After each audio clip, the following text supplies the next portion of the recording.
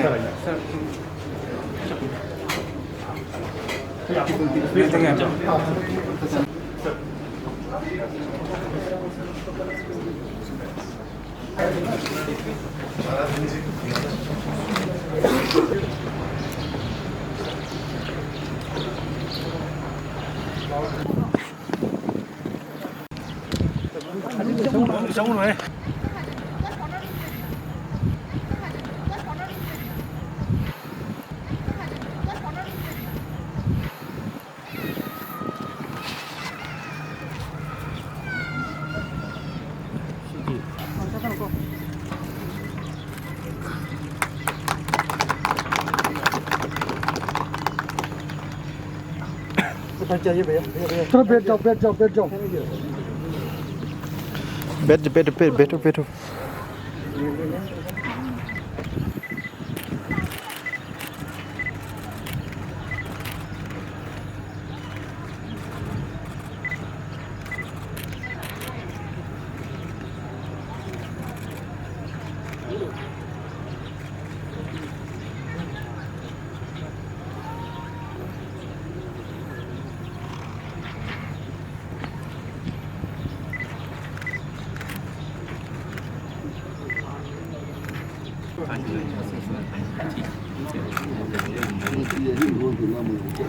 لا تي مالين kita nggak taruh maling kita nggak taruh kenal siyang ya cek cái nó